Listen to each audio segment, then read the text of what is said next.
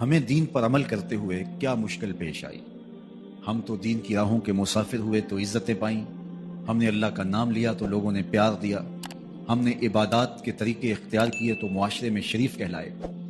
لیکن کتنا مشکل اور کٹھن لمحہ تھا جب کوئی اسلام لاتا تو معاشرے سے کٹ جاتا، سماجی بائیکاٹ کر دیا جاتا، وہ لوگوں سے الگ ہو جاتا۔ میرے اور آپ کے آقا و مولا حضور نبی رحمت صلی اللہ علیہ وآلہ وسلم قریش کے عالی نسب خاندان سے تعلق رکھتے ہیں، صادق بھی کہلاتے ہیں، امین بھی کہلاتے ہیں، لوگوں کی امانتیں بھی حضور کے گھر میں پڑی ہیں، اپنے فیصلوں میں حضور کو حاکم بھی مانتے ہیں۔ لیکن جب اللہ کی توحید کا اعلان کیا، جب لوگوں کو راہ راست اور راہ حق کی طرف بلایا تو یہ سارے مخالف ہو جاتے ہیں، حتیٰ کہ اپنے سقی عزیز بھی کتنے دل آزار جملے بولتے ہیں، تبًا لک ھنالک سائر الیوم الہٰذا جمعتنا۔ یہ رشتے میں سقا چچا بولتا ہے۔ اللہ اکبر، مشکلیں سہی، تکلیفیں سہی، سماجی مقاطعہ ہوا، سوشل بائیکاٹ ہوا۔ شاب ابی طالب کے 3 سال اس کٹھن حالات میں حضور اور حضور کے غلاموں نے اور خاندان والوں نے کاٹے، حتیٰ کہ درختوں کے پتے کھا کھا کے گزر اوقات ہوتے تھے۔ معاہدہ لکھ کے کعبۃ اللہ کے ساتھ لٹکا دیا گیا، اور یہ اتنے سنگ دل ثابت ہوئے کہ باہر سے کوئی تجارتی قافلہ آتا جس کے پاس اغذیہ ہوتی، کھانے پینے کی اشیاء ہوتی، تو ان کو ادھر جانے نہ دیتے، مبادہ کہیں یہ خرید نہ لیں۔ ان کا خیال یہ تھا کہ یہ بھوک سے دم توڑ جائیں، اور نیا دین جو لے کر کے آئے ہیں وہ شعب ابی طالب میں اس گھاٹی کے اندر ہی اپنے آخری دن پورے کرے۔ لیکن جس کو اللہ نے سر بلند کرنا ہو، عزت دینی ہو، جس دین کو پوری دنیا کے اوپر غالب ہونا تھا، اس کو کون روک سکتا تھا؟ اللہ کے محبوب علیہ الصلوۃ والسلام نے محنت، تندہی، کوشش اور کد و کاوش کے ذریعے لوگوں تک پیغام حق کا ابلاغ کیا۔ سب سے پہلے حضور کی اہلیہ حضرت سیدہ خدیجہ الکبریٰ رضی اللہ تعالی عنہا ایمان لاتی ہیں۔ حضور علیہ السلام کے قریبی دوست، گہرے دوست حضرت سیدنا ابو بکر رضی اللہ تعالی عنہ ایمان لاتے ہیں۔ حضرت علی المرتضیٰ رضی اللہ تعالیٰ عنہ اگرچہ نو عمر ہے لیکن سینے پہ ہاتھ رکھ کے کہتے ہیں جان و دل فدا کروں گا حضور آپ پہ۔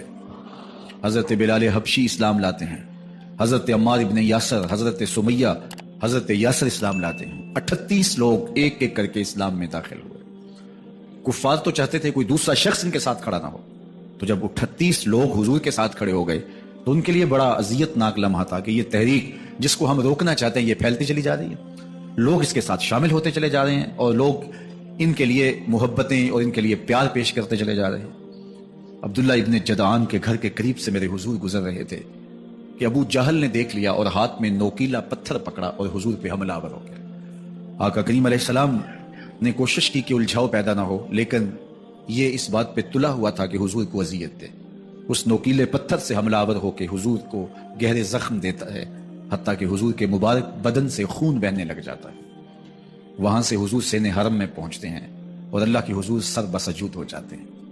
حضور کے چچا حمزہ بن عبد المطلب ابھی اسلام نہیں لائے تھے، وہ شکار کھیل کے واپس آ رہے ہیں، اور جب وہ شکار کھیل کے آتے تھے تو بڑا اترا کے چلتے تھے۔ انہوں نے سنا کہ 2 لونڈیاں آپس میں بات کر رہی ہیں۔ اس کو پتا ہوتا نا کہ اس کے بھتیجے کے ساتھ کیا سلوک ہوا ہے تو یہ کبھی بھی ایسی چال نہ چلتا، اس کی ٹوری کوئی اور ہوتی۔ تو رک گئے، قدم خود بخود ٹھہر گئے، رک کے پوچھا کیا ماجرا ہوا؟ کہا تمہارے بھتیجے کو ابو جہل نے مارا ہے اور اس کے نازک بدن سے خون بہتا رہا۔ وہ خاموش تھا لیکن اس نے جان بوجھ کے زیادتی کی اس پر، بس غصے میں بپھر گئے۔ سین حرم کے آس پاس قریش اپنی مسند جمائے بیٹھے ہوتے تھے ٹولیوں کی شکل میں۔ آج امیر حمزہ آئے اور ابو جہل کو تلاش کر کے اپنی کمان کو زور سے اس کے سر پہ مارا، اور اس کا سر پھٹ گیا، اور ساتھ بولے تم نے ہمارے بھتیجے کو لاوارث سمجھا ہے؟ اب اس کے حواری کھڑے ہو گئے، لیکن ابو جہل بڑا کائن شخص تھا، اس نے سمجھا کہ یہ تو اب تنہا ہیں، لیکن لڑائی کی آگ روشن ہوگی تو بنو ہاشم بھی نکل آئیں گے تو یہ لڑائی لمبی ہو جائے گی، تو اس کا سبب میں ہوں، قصور میرا ہے۔ اس نے کہا بس مجھ سے غلطی ہو گئی، اس طرح اس نے بات کو ٹال دیا۔ اب حضور کے چچا حضور کو ڈھونڈ رہے ہیں۔ سین حرم میں حضور علیہ السلام اللہ کے حضور سر بسجود ہیں۔ یہ پاس جا کے کھڑے ہو گئے اور کہا یا ابن اخی، اے میرے بھائی کے بیٹے، اے میرے بھتیجے۔ لیکن حضور سر نہیں اٹھایا۔ اللہ کے حضور اپنے دکھڑے بیان کر رہے ہیں۔ اسی کسے دے کچھ نہیں لگ دے تے نہ کوئی ساڈا دردی، اللہ کے محبوب علیہ السلام اللہ کے حضور سر بسجود ہے. انہوں نے پھر کہا یا ابن اخی، اے میرے بھائی کے بیٹے، اور انہیں بے چینی ہے کہ بتاؤں کہ حوصلہ رکھو میں تمہارا بدلہ لے لیا، لیکن حضور سر نہیں اٹھا رہے. تیسری مرتبہ پھر آواز دی، حضور نے سر اٹھایا، آنکھیں آنسوں سے بھری ہوئی تھی. تو برجستہ کہا بھتیجے میں تمہارا بدلہ لے لیا. میرے حضور نے فرمایا چچا مجھے اس کی کوئی خوشی نہیں ہوئی. یہ حیرت زدہ ہو گئے کہ اتنا بڑا کام، اس وقت مکے کا اتنا بڑا سورما، اور میں اس سے ٹکرا کے آیا ہوں اور یہ کہہ رہے ہیں مجھے کوئی خوشی نہیں ہوئی. قسمت اچھی تھی. بولے بھتیجے تم کیسے خوش ہوتے ہو؟ کہا جس رب کو میں مانتا ہوں اس کو تم بھی مان لو. تو امیر حمزہ کی قسمت اچھی تھی تو آگے بڑھے اور اسلام قبول کر لیا. 38 لوگ پہلے مسلمان تھے، یہ 39 میں مسلمان ہو گئے. بس ان کا اسلام لانا مسلمانوں کے لیے تسکین قلب کا سامان ہوا. حضور کی آنکھوں میں امٹتے ہوئے آنسو. آگے بڑھے، کعبے کو غلاف کو پکڑا، کہا اللہم اعز الاسلام باحب الرجلین الیک بعمر ابن الخطاب اور بعمر ابن حشام. اے اللہ ایک شیر دیا ہے، ایک شیر اور دے دے. اب تیری مرضی، یا عمر بن خطاب دے دے یا عمر بن حشام دے دے. اگرچہ اس نے میرے اوپر پتھر برسائے ہیں، مجھے زخمی کیا ہے، لیکن اگر دین کی تقویت اس سے ہو سکتی ہے تو مالک مجھے کوئی غصہ نہیں. چاہے عمر بن حشام، یہ ابو جہل کا نام ہے، مجھے چاہے ابو عمر بن حشام دے دے یا عمر بن خطاب دے دے. ایک شیر دے دیا، ایک شیر اور عطا کر دے. حضور کعبہ کے غلاف سے لپٹ کے اللہ کے حضور دعائیں مانگ رہے ہیں. 39 لوگ اسلام لا چکے ہیں، 40ویں کا انتظار ہے. اللہ کے محبوب علیہ السلام کی دعائیں ہیں، حضور کی التجائیں ہیں.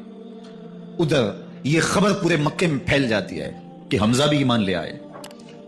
کفار پر سراسیمگی سی کیفیت پیدا ہو جاتی ہے کہ ہم تو سمجھتے تھے کہ یہ 2-4 لوگ ہیں، 10 15 20 لوگ جمع ہو جائیں گے، اور اس طرح کے لوگ بھی اگر ان کے ساتھ شامل ہو گئے تو ان کا راستہ نہیں روکا جا سکے گا. وہ سر جوڑ کے سوچنے لگے، ابو جہل کو کوسنے دینے لگے اس نے کیوں یہ ظلم کیا کہ اس کا نتیجہ یہ پھر ہمیں بھگتنا پڑ رہا ہے. اس کے لیے کوئی تدبیر کرنی چاہیے، اس کے لیے کوئی حکمت سوچنی چاہیے. 26 سال کا نوجوان ہے، خطاب کا بیٹا ہے، نام عمر ہے، اپنے گھر کے اندر پیچ و تاب کھا رہا ہے کہ اگر یوں ہی اسلام پھیلتا رہا تو ہمارے بتوں کے خلاف اٹھنے والا یہ نظم اتنا پھیل جائے گا کہ روکنا مشکل ہو جائے گا. آباء و اجداد کی کہانیاں ختم ہو جائیں گی. یہ ایک نیا دین ایسے پنپتا رہا تو پھر اس کو روکا نہیں جا سکے گا. کون روکے؟ دل میں خیال آیا اس کا ایک ہی حل ہے کہ بانی اسلام کی زندگی کا چراغ گل کر دیا جائے. لیکن یہ اتنا بڑا کام کون کرے؟ سوچا خود کروں گا. اٹھتی جوانی اور یہ پہلوانی کا زمانہ تھا عمر بن خطاب کا. اعضاء میں توانائی، طبیعت میں جوش، تلوار حمائل کی. دوپہر کے وقت خیال آیا تو کڑکتی دوپہر میں چل پڑے. سنسان گلیاں ہیں، سخت گرمی ہے، لوگ دیواروں سے لگ کے چلتے ہیں اگر کوئی کسی کو کسی مجبوری کے تحت کہیں جانا بھی پڑے. لیکن یہ مست ہاتھی کی طرح اپنے ارادے کو عملی جامہ پہنانے کے لیے گھر سے نکل پڑتے ہیں اور اس انداز سے تلوار حمائل کیے ہوئے آگے بڑھ رہے ہیں. نعیم بن عبداللہ آگے سے آ رہے تھے، آنکھوں میں اترا ہوا نشہ دیکھا، کہانی سمجھ گئے. یہ بھی مسلمان ہو گئے تھے لیکن ابھی ایمان ظاہر نہیں کیا. کہا عمر کدھر کے ارادے ہیں؟ کہا بانی اسلام کا چراغ بجھانے جا رہا ہوں. یہ روز روز کی کہانی ختم کرنے جا رہا ہوں. آج حمزہ ایمان لائے ہیں، کل کوئی اور آ جائے گا، پھر اس تحریک کو روکنا مشکل ہو جائے گا. نعیم بن عبداللہ مسکرا کے بولے گھر کی خبر لی ہے؟ کہا کیا ہوا میرے گھر کو؟ کہا تمہاری بہن فاطمہ بھی اس محمد کی غلام بن گئی ہے، تمہارا بہنوئی سعید بن زید بھی اس کا نوکر بن گیا ہے. بس بپھر گئے. وہ جو غصہ تھا وہ ادھر منتقل ہو گیا، بہن کے گھر کا رخ کیا. جب دروازے پہ پہنچے تو اندر سے قرآن پڑھنے کی آواز آ رہی ہے. جو کہا گیا تھا، جو سنا تھا، اس کا یقین پیدا ہو گیا. زور زور سے دروازے کو کھٹکھٹانے لگے. بہن نے دیکھا کہ بھائی ہے، جو قرآن پڑھ رہا تھا اس کو چھپا دیا اور خود دروازہ کھولا. بس پیٹنا شروع کر دیا، مار مار کے سر پھوڑ دیا، خون بہ رہا ہے. جب سر پھٹ گیا تو فاطمہ بنت خطاب بولی عمر تم خطاب کے بیٹے ہو، میں بھی خطاب کی بیٹی ہوں، سن لو محمد کا دامن نہیں چھوڑو، جو کرنا ہے کرو. جب یہ تیور دیکھے تو عمر کی حیرت انتہا کو چھو گئی. یہ کون سی قوت ہے جس نے ایک عورت کے اندر یہ جذبے رکھ دیے؟ کہا اچھا بتاؤ تم کیا پڑھ رہے تھے؟ کہا تم ناپاک ہو، تمہیں نہیں دوں گی. کہا کیسے دو گی؟ کہا پہلے غسل کرو. عمر غسل کر رہا ہے. سودا لینے کے لیے بازار گئے، ہاتھ اس کے بکے جس کے خریدار گئے. عمر غسل کر رہے ہیں. غسل کر کے باہر آئے تو بہن قرآن لے آئی. وہ کھجور کی چھالیں، وہ चमड़े के ऊपर लिखा हुआ कुरान सामने रख दिया। उमर पढ़ रहे हैं, ताहा मा अनज़लना अलैकल कुरान लितश्का। ए 14वीं के चांद महबूब, कुरान इसलिए नाज़िल तो नहीं किया था कि तुम मुशक्कत में पड़ जाए। महबूब रहमत के दरवाजे खुल रहे हैं, करम नवाजियां होने वाली हैं। उमर पढ़ते गए, आंखों के बंधन टूट गए, आंसू आने लगे, टप टप आंसू गिरने लगे। उमर रो रहे हैं, बदन कांप रहा है। आए किस इरादे से थे, अब हालत क्या हुई जा रही है। अपनी बहन से कहा, बहनोई से कहा, जिस दर के तुम गुलाम हुए हो, कभी मैं भी उस दर का गुलाम नहीं हो सकता। उमर की कहीं उम्र ना बर्बाद हो जाए, मुझे उस चौखट पे ले चलो। कहा चलो हम उस दहलीज पे ले चलते हैं। तलवार उसी तरह हमाइल की हुई है, हुजूर दार अरकम में है। ये इस्लाम की पहली दरसगाह है, हजरत अरकम का घर। मुसलमानों की तादाद बहुत थोड़ी, यहां छुप करके दीन सीखते हैं। हुजूर भी वहां तशरीफ फरमा थे, बाकी असहाब भी वहां तशरीफ फरमा थे, हजरत मेरे हमजा भी वहां थे। दरवाजे की दर्जों से देखा कि उमर आ रहे हैं, तलवार भी हमाइल की हुई। सहाबा ने कहा उमर आ रहे हैं। अमीर हमजा ने कहा कोई परवाह नहीं, आने दो। अच्छा इरादा हुआ तो खुश आमदेद कहेंगे, इरादा अच्छा न हुआ उसकी तलवार से गर्दन काटूंगा। अल्लाह अकबर। जब दरवाजा खोला तो 2 सहाबा ने बाजुओं से पकड़ लिया, कंधों से। हुजूर ने फरमाया कंधे छोड़ दो, कंधे छोड़ दिए गए। आका करीम अलैहिस्सलातु वस्सलाम ने उनके गले के अंदर जो कपड़ा था उसको पकड़ के झटका दिया, अस्लिम उमर, उमर इस्लाम लाओ। अल्लाह अकबर। और साथ हुजूर ने हजरत उमर के दिल पे हाथ रखे, अल्लाह महद कल्बा, अल्लाह उमर के दिल में हिदायत डाल दे। बस ये जुमला कहने की देर थी और हुजूर का हाथ फेरने की देर थी, अंदर से कुफर धुलता चला गया। और उमर ने कहा अशहदु अल्ला इलाहा इल्लल्लाह व अशहदु अन्नका रसूलुल्लाह। जब ये पढ़ा कलमा तो हुजूर की जुबान से बेसाख्ता निकला, अल्लाह अकबर। और सहाबा ने भी अल्लाह अकबर कहा, और इस जोर से कहा कि मक्के की गलियां गूंजने लगी। अब उमर ईमान लाने के बाद हुजूर की खिदमत में हाजिर होकर अर्ज करते हैं, हुजूर क्या हम हक पे नहीं है? फरमाया हम हक पे हैं। अल्लाह का दीन सच्चा नहीं है? फरमाया अल्लाह का दीन सच्चा है। कहा कि आप अल्लाह के सच्चे नबी नहीं है? फरमाया मैं अल्लाह का सच्चा नबी हूं। तो फरमाया फिर हम छुप के नमाज क्यों पढ़े? कहा कि उमर तुम जानते हो हिकमत है, इतने जो है वो हमारी तादाद नहीं, और कुफार का जोर और जुल्म और सितम। अर्ज की हुजूर हम काबतुल्लाह में जाके नमाज पढ़ेंगे। मुसलमानों की 2 सफ़ें बन गई, एक सफ की क़यादत अमीर हमजा कर रहे हैं, एक सफ की क़यादत हजरत फारूक आजम कर रहे हैं, दरमियान में हुजूर चल रहे हैं। और रिवायात में आता है हजरत उमर चलते जाते हैं और साथ ला इलाहा इल्लल्लाह पढ़ते चले जा रहे हैं। और फिर जाके वहां पहुंचे तो वहां जो सनादीद कुरैश थे उन पर सख्ता तारी हो गया। हजरत उमर रज़ी अल्लाह तआला अन्हु जब ईमान लाए तो आपने एक एक काफिर के घर के दरवाजे पे खड़े होकर कहा, जब कोई भी शख्स मुसलमान होता तो कुफार उसको मारते, जोदोकोब करते, जुल्म करते, सितम करते, घसीटते बाजारों में। लेकिन हजरत उमर ईमान लाए तो एक एक शख्स के दरवाजे पर खड़े होकर के कहा कि तुम कमजोरों को मारते थे, मैं तुम्हें बताने आया हूं मैं मोहम्मद अरबी का नौकर बन गया। बल्कि आपने ऐलान किया जिसने अपनी बीवी को, बेवा और बच्चों को यतीम करवाना हो और अपने मां बाप की कमर को झुकाना हो, वो उमर के मुकाबले में आए। अल्लाह अकबर। जुनैरा नामी एक खातून थी, बहुत कमजोर। रावी कहता है कि उसकी हड्डियों में गोदा नहीं था, इश्क रसूल था। और उसका जालिम आका उसको मारता है, और जब मार मार के थक जाता है, उधर से उमर आ रहे हैं। ये इस्लाम लाने की पहले की कहानी है। तो उधर से उमर आ रहे हैं तो उसने कहा, उमर तुम जवान आदमी हो तो ये छोड़ती नहीं है अपने नबी का नाम, जरा तुम आओ। तो उमर कोड़ा पकड़ लेते हैं, उसे मारते हैं। मारते मारते थक जाते हैं तो पानी पीने लगते हैं। तो कहते हैं मुझे तेरे पे तरस नहीं आया, लेकिन मैं जरा पानी पीने लगा हूं। और फिर गले के अंदर कप डाल करके कोड़ा उसकी रस्सी को बल देते हैं और उसकी आंखें बाहर निकल आती हैं और कहते हैं बुला अपने नबी को जो तेरी आंखों की बेनाई वापस करे। अल्लाह अकबर। तो उसने आसमान की तरफ मुंह करके कहा, मालिक मैं कभी भी आंखों की बेनाई ना मांगती, लेकिन अब तेरे नबी की इज्जत का सवाल है। आंखों की बेनाई वापस हो जाती है। जुनैरा को बड़ा मारा। आज उमर गलियों में आंखों में आंसू हैं और अजीब दिले बेताब है और कहता है आओ भाई मैं हुजूर का गुलाम बन गया हूं, तुम्हें बताने आया हूं। जुनैरा ने मोड़ काटा तो आगे उमर ये आवाज दे रहे थे। जुनैरा एक कोने पे खड़े होकर रो के कहती है, उमर तुम तो बड़े उस दिन जोशो गजब में थे और तुम मारते हुए थकते नहीं थे। तो उमर ने कहा, जुनैरा उस दिन मैंने देखा नहीं था, अब मैं मोहम्मद अरबी को देख आया हूं। जिन्ना वेख्या नहीं हो करन गल्ला, जिन्ना वेख्या नहीं हो करन गल्ला, जिन्ना वेख्या हो ते बोल दे नहीं, जेड़े महरम राज हकीकत दे और राज हकीकत खोल दे नहीं। तो हजरत उमर रज़ी अल्लाह तआला अन्हु ईमान लाए। हजरत अब्दुल्लाह इब्न मसूद रज़ी अल्लाह तआला अन्हु फरमाते हैं कि हजरत उमर का ईमान लाना मुसलमानों के लिए इज्जत का सबब था। उनका हिजरत करना मुसलमानों की नुसरत थी और उनकी खिलाफत मुसलमानों के लिए रहमत थी। हजरत उमर रज़ी अल्लाह तआला अन्हु वो हैं कि मेरे हुजूर ने फरमाया, लोगों जब नेक लोगों का जिक्र करो तो मेरे उमर का तज़किरा जरूर किया करो। मेरा उमर वो है कि जब वो एक जगह एक समत से आ रहा हो, एक गली और बाजार से आ रहा हो, तो शैतान भी आ रहा हो, उमर को देख के रास्ता तब्दील कर लेता है। حضرت عمر رضی اللہ تعالی عنہ کی طبیعت کے اندر جو جاہ و جلال تھا، طبیعت کے اندر جو سختی تھی، وہ اسلام کے اندر آ کر بھی قائم رہی. اور آپ نے وہی سختی، وہی جاہ و جلال جو پہلے مسلمانوں کے خلاف تھا، اب کفار کے خلاف، منافقین کے خلاف حضرت عمر کی طبیعت کے اندر وہ جوش و خروش بدستور موجود رہا.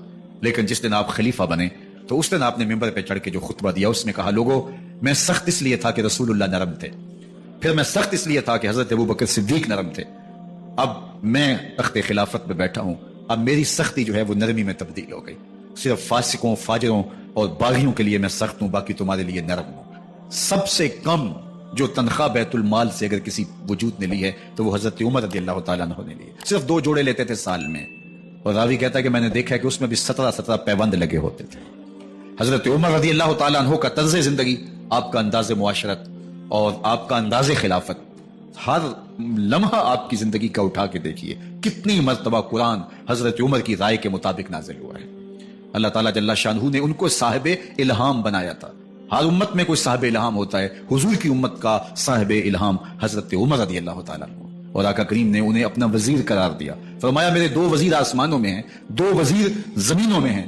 آسمانوں کے وزیر ابو جو ہے وہ جبرائیل اور میکائیل ہیں، اور زمین کے وزیر ابو بکر اور عمر ہیں رضی اللہ تعالی عنہما. تو اللہ تعالیٰ جل شانہ نے حضرت سیدنا صدیق اکبر کے بعد حضرت سیدنا عمر بن خطاب رضی اللہ تعالیٰ عنہ سے جو کام لیا، مختصر دور خلافت کے اندر 10 سال 6 ماہ 4 دن آپ نے خلافت فرمائی ہے.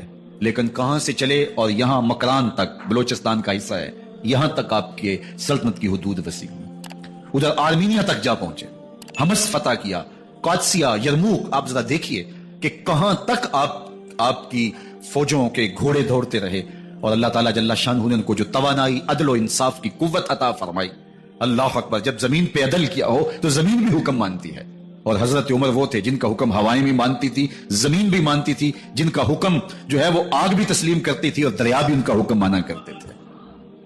مصر کے اندر رسم بد جاری تھی، یہ رسم بد جاری تھی کہ سال کے بعد 1-2 شیزہ کو زیورات پہنا کے اچھے لباس میں ملبوس کر کے دریا کی بھیڑ چڑھایا جاتا، اس کی قربانی دی جاتی، اس کا خون بہتا تو دریا چلتا. جب اسلام مسلمانوں نے مصر فتح کیا تو گورنر نے لکھا کہ اسلام تو اس طرح کی رسوم کی اجازت نہیں دیتا، لیکن خشک سالی ہے، لوگوں کی فصلیں ویران پڑی ہیں، تو حضرت کیا کیا جائے. تو حضرت عمر رضی اللہ تعالیٰ عنہ کو جب قاصد آ کے پیغام دیتا ہے تو کاغذ کے ٹکڑے پہ لکھتے ہیں بسم اللہ الرحمن الرحیم. مصر کے نیل کی جانب عمر کا خط لکھتے ہیں، اے نیل اگر تو اللہ کے حکم سے چلا کرتا ہے تو چل، ورنہ ہمیں تیرے چلنے کی کوئی حاجت نہیں ہے. اور قاصد کو کہا یہ خط لے جاؤ اور جا کے دریائے نیل میں پھینک دو. قاصد جا کے خط دریائے نیل میں پھینک دیتا ہے، پانی آتا ہے، ایسا دریائے نیل چلا 14 صدیاں ہوئی ہیں آج تک کبھی بند ہی نہیں ہوا. دریا حکم مانتے ہیں، آگ نکلتی ہے. لوگ حضرت عمر رضی اللہ تعالی عنہ کے پاس آئے، حضرت لاوا پھوٹا ہے، آگ نکل رہی ہے اور مدینے کی طرف بڑھ رہی ہے، اب کیا کیا جائے. فائر بریگیڈ تو زمانے میں تھی نہیں. عمر نے اپنی قمیض اتاری، جس قمیض پہ 17 پیوند لگے ہوئے تھے چمڑے کے، کہا یہ قمیض لے جاؤ، جدھر آگ بڑھ رہی ہے آگے ڈھالنا، آگ پیچھے بھاگ جائے گی. زلزلہ آتا ہے تو زمین پہ دھرا مارتے ہیں، زمین رک جا، کیا عمر نے تیری چھاتی پہ عدل نہیں کیا ہے. تو یہ عمر ہے رضی اللہ تعالیٰ عنہ کہ جن کے انصاف کی وجہ سے، جن کے عدل کی وجہ سے اللہ تعالیٰ کی رحمات اور اس کی برکات کا نزول ہوتا تھا، اور اللہ تعالیٰ نے مسلمانوں کو وہ آبرومند حکومت دی. کائنات کی تاریخ کے اندر ایسی حکومت آپ نے نہیں دیکھی ہوگی جو حضرت عمر نے حکومت کی ہے. اللہ اکبر. فرمایا فرات کے کنارے پہ ایک کتا بھی پیاسا مر گیا تو اس کا حساب بھی عمر سے ہوگا. جب اتنے علاقے فتح ہو گئے تو ایک دن حضرت عمر بیٹھ کے رو رہے تھے، تو کسی نے کہا حضرت رو کیوں رہے ہیں؟ فرمایا کہ میں اس لیے رو رہا ہوں کہ فلاں پل سے بکریاں گزری ہیں، تو پل کے اندر شکستگی تھی، ٹوٹا ہوا تھا پل درمیان میں کچھ، اس میں ایک بکری کی ٹانگ ٹوٹ گئی ہے، تو میں ڈرتا ہوں کہیں اس کا حساب نہ لیا جائے کہ میرا رب یہ نہ پوچھے کہ عمر تو نے پل صحیح تعمیر نہیں کروائے تھے کہ ایک بکری کی ٹانگ کیوں ٹوٹی ہے. یہ ہے حضرت عمر رضی اللہ تعالی عنہ. اللہ اکبر. حضرت سیدنا عمر رضی اللہ تعالیٰ عنہ کی پوری زندگی آپ دیکھ لیجئے. آپ دن کو گھر میں بیٹھتے ہیں، دربار خلافت میں بیٹھتے ہیں، اور آپ کا دربار خلافت کیا ہے؟ کوئی عالی نصب محل نہیں ہے، مسجد نبوی کا صحن ہے، وہاں بیٹھ کے فیصلے ہو رہے ہیں. باہر سے سفیر آتا ہے اور آ کے پوچھتا ہے کہ میں امیر المومنین کے، مسلمانوں کے حکمران کے دارالامارہ میں محل میں جانا ہے، تو وہ مسکرا کے کہتے ہیں ہمارے امیر کا تو کوئی محل نہیں ہے. کہا کہاں ہے تمہارا امیر؟ کہا مسجد نبوی میں ہوگا یا بیت المال کے اونٹوں کی دیکھ بھالی کر رہا ہوگا، ان کی دیکھ بھال میں لگا ہوگا. وہ جب گئے تو مسجد میں نہیں ہے. اللہ اکبر. وہاں گئے تو وہاں بھی نہیں ہے. پھر کیا دیکھتے ہیں کہ عمر رضی اللہ تعالی عنہ جنت البقیع کے پاس ایک درخت کے نیچے اینٹ کا سرانہ رکھ کے سوئے ہوئے. تو اس نے کہا عمر تو نے عدل کیا ہے, تجھے کچی اینٹ پہ بھی نیند آ گئی. ہمارے حکمرانوں نے انصاف نہیں کیا اور وہ بند اور محفوظ کمروں کے اندر بھی سکون اور چین کی نیند نہیں سو سکتے. حضرت سیدنا عمر رضی اللہ تعالیٰ عنہ نے اس طرح ان امور سلطنت نبھائے. آپ دن کو لوگوں کی دیکھ بھالی کرتے, لوگوں کی ضروریات سنتے سمجھتے, اور جب رات پڑتی لوگ سو جاتے عمر مدینے کی گلیوں میں پہرا دیتے. کائنات نے کوئی ایسا بھی حکمران دیکھا ہوگا؟ اللہ اکبر. وہ مجاہد جو مختلف محاذات پہ گئے ہوئے ہوتے ان کے گھروں کی دیکھ بھالی کرتے, ان کی ضروریات کا خیال رکھتے, ان کی آبرو کا پہرا دیتے. راتوں کی تنہائیوں کے اندر حضرت عمر اٹھتے اور جا کے گشت کرتے, چکر لگاتے, دیکھتے کوئی آنکھ پر نم نہ ہو, مفلسی کا کسی گھر میں ماتم نہ ہو, لوگوں کی ضروریات کا خیال رکھتے. اللہ اکبر. ایک دن حضرت عمر رضی اللہ تعالیٰ عنہ ایک گھر کے قریب سے گزرے. گھر سے دھواں نکل رہا تھا, سوچا کوئی مہمان ہوگا, گزر گئے. تھوڑی دیر کے بعد پھر دوبارہ اس گلی سے گزر ہوا تو پھر دھواں نکل رہا تھا, پھر گزر گئے. 2 گھنٹے کے بعد پھر دوبارہ ادھر سے گزران ہوا تو پھر دھواں نکل رہا تھا. رات کا پچھلا پہر, ابھی تک گھر سے دھواں نکل رہا ہے. عمر رضی اللہ تعالیٰ عنہ نے دروازے کو کھٹکھٹایا. اندر سے خاتون کی آواز آئی, اس وقت کون ہے؟ کہا ایک مسافر ہوں, پوچھنا چاہتا ہوں تمہارے گھر سے دھواں کیوں نکل رہا ہے رات کی اس پہر. کہا تمہیں اس سے کیا غرض؟ کہا نہیں مجھے تشویش ہوئی ہے. تو اس نے کہا عمر کی جان کو رو رہی ہوں. حضرت عمر رضی اللہ تعالیٰ عنہ نے کہا کیا ہوا؟ کہا کہ کھانے کے لیے گھر کچھ نہیں ہے, بچے ضد کر رہے ہیں, ہنڈیا کے اندر پتھر ڈال کر کے میں نیچے سے آگ دیے جا رہی ہوں. بچوں کہتی ہوں تھوڑی دیر ہے کہ بچے تھک کے سو جائیں گے انتظار کر کر کے, تو کچھ ہو تو پکے, اور بچے ہیں بھوک سے, شدت بھوک کی وجہ سے سو بھی نہیں رہے, اور میں یہاں بیٹھے عمر کی جان رو رہی. حضرت عمر رضی اللہ تعالیٰ عنہ واپس آئے, گھی کا کنستر اٹھایا, آٹے کی بوری لی اور ساز و سامان لیا. خادم تھا آپ کا اسلم بیت المال میں, اس نے حضرت یہ سب کچھ میں اٹھا لیتا ہوں. کہا حشر کے دن میرا بوجھ اٹھاؤ گے؟ کہا نہیں وہ تو آپ کو اٹھانا ہوگا. کہا عمر کو آج خود ہی اٹھانے تو, اور اٹھا کے ان کے گھر آئے اور گھر آ کے ان کو سب کچھ دیا. اور پھر اس کے بعد جب کھانا تیار ہوا, بلکہ روایت میں آتا ہے کہ جب آگ جلا رہی تھی تو عمر جھک کے چولہے میں پھونکے مار رہے تھے. اللہ اکبر. اس خاتون کو نہیں پتا کہ یہ کون ہے, یہ کوئی اجنبی مسافر ہے, میری مدد کر رہا ہے. پھر بچے جو ہے وہ جب کھانا کھا کے خوش ہوئے تو حضرت عمر رضی اللہ تعالیٰ عنہ نے دل میں سوچا اور کہا عمر جس طرح تو نے بچوں کو رلایا ہے آج ان بچوں کو ہنساؤ بھی. تو بچے بیٹھے ہیں تو عمر کبھی ادھر جاتے ہیں کبھی ادھر جاتے ہیں. جس طرح بچوں کو کھلانے کے لیے جو ہے وہ گھٹنوں کے بل اور ہاتھوں کے بل لوگ چلتے ہیں, حضرت عمر یوں چلتے ہیں اور وہ بچے مسکراتے ہیں. جب بچے ہنسنے لگے, کھانا کھا چکے, عمر اس خاتون سے مخاطب ہو کے کہتے ہیں بہن دیکھ عمر کی بڑی مجبوریاں ہیں, فسطاط, یرموک, کہاں کہاں آرمینیا, کہاں کہاں سرحدوں پہ محاذ پہ لوگ موجود ہیں, ان کی دیکھ بھال کرنی, امور خلافت, کیا کیا معاملے ہیں. تنہا اکیلے بیچارے کی جان ہے, وہ نہیں خیال کر سکا, چل تو اسے معاف کر دے. وہ بہن کہتی ہے تو اتنی ہمدردی کیوں کرتے عمر کی؟ نہیں میں عمر کو معاف نہیں کروں, کل قیامت کے دن میں اللہ کے حضور عمر کا گریبان پکڑوں گی. تو دوسرے علاقے فتح کرتا تھا, میری خبر ہی نہیں تھی. اللہ اکبر. جب یہ بات کی تو عمر چیخیں مار کے رونے لگے اور ہاتھ جوڑ کے کہنے لگے بہن یہ تمہارے سامنے تو عمر کھڑا ہے. یہ حضرت عمر تھے رضی اللہ تعالیٰ عنہ, اور اللہ کے محبوب علیہ الصلوۃ والسلام کے خلیفہ راشد, دوسرے خلیفہ. 10 سال 6 ماہ اور 4 دن آپ نے خلافت کی. اور تاریخ کہتی ہے اگر عمر رضی اللہ تعالیٰ عنہ کو 10 سال اور مل جاتے, یا مغربی مفکرین کہتے ہیں کہ اگر کائنات کو ایک عمر اور مل جاتا, پوری دنیا پہ مسلمانوں کی حکومت ہو, کہیں کفر باقی نہ بچتا. لیکن بد باطن لولو فیروز نامی ایک مجوسی غلام نے نماز فجر پڑھتے ہوئے حضرت عمر بن خطاب رضی اللہ تعالیٰ عنہ پہ حملہ کیا. زہر میں بجھا ہوا خنجر آپ کے جسم میں سرایت کر دیا. آپ وہاں سے اٹھا کے گھر لائے گئے اور 4 دن تک مسلسل آپ اس اذیت اور تکلیف میں رہے. جب آخری وقت آیا تو اپنے بیٹے کو بلایا, کہا بیٹا میں نے ام المومنین سیدہ عائشہ رضی اللہ تعالیٰ عنہا سے پوچھا ہوا ہے کہ میرے مرنے کے بعد حضور علیہ السلام کی قربت میں مجھے جگہ دے دی جائے. ہو سکتا ہے میں امیر المومنین مسلمانوں کا خلیفہ ہوں تو اس وجہ سے انہوں نے اجازت دے دی ہو, جب میں فوت ہو جاؤں تو ظاہر خلیفہ نہیں رہوں گا, تو پھر جا کے ان کو دوبارہ کہنا کہ میرے باپ کا پیغام ہے, اگر وہ اجازت دیں تو مجھے حضور کی قربت میں دفن کر دینا, اور اگر وہ اجازت نہ دیں تو پھر جنت البقیع میں مجھے دفن کر دینا. جب حضرت سیدنا عمر بن خطاب رضی اللہ تعالیٰ عنہ کا انتقال ہو گیا تو آپ کے صاحبزادے ابن عمر حضرت عائشہ رضی اللہ تعالیٰ عنہا کے پاس گئے. کہا کہ میرے باپ کا سلام ہے آپ کے نام. انہوں نے آپ کو زندگی میں کہا تھا کہ حجرہ انور میں سیدنا صدیق اکبر کے ساتھ 2 گز جگہ مجھے بھی نصیب ہو جائے, تو آپ نے اجازت دے دی تھی. تو میرے والد گرامی نے فوت ہوتے ہوئے کہا کہ دوبارہ ام المومنین کے پاس جانا اور دوبارہ پوچھنا. اس وقت تو میں امیر المومنین تھا, ہو سکتا ہے وعدہ کر لیا ہو, لیکن اب اگر آپ اجازت دیں تو یہاں ہم قبر ان کے لیے کھود لیں, ورنہ ہم جنت البقیع میں دفن کر دیں. تو ام المومنین سیدہ عائشہ رضی اللہ تعالیٰ عنہ رو پڑی اور فرمایا یہ جگہ میں نے اپنے لیے رکھی تھی، لیکن عمر نے اسلام کے لیے خدمت اتنی کی ہے کہ میں نے خود ترجیح دی ہے، اس لیے میں اجازت دیتی ہوں کہ یہاں عمر کو دفن کیا جائے۔ اللہ اکبر۔ اور پھر وہاں حضرت عمر رضی اللہ تعالی عنہ کو دفن کیا گیا۔ یہ قبر میرے حضور کی ہے، ساتھ حضرت صدیق اکبر ہیں، ساتھ حضرت عمر فاروق رضی اللہ تعالی عنہ ہیں۔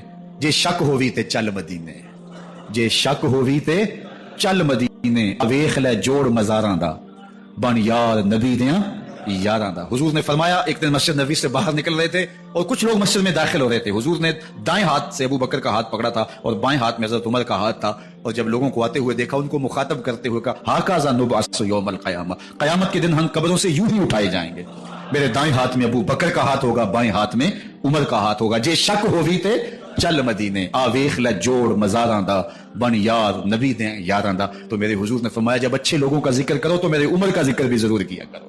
تو حضرت عمر رضی اللہ تعالی عنہ اللہ کے محبوب ہیں، باقی صحابی مرید ہیں، حضرت عمر میرے حضور کی مراد ہیں۔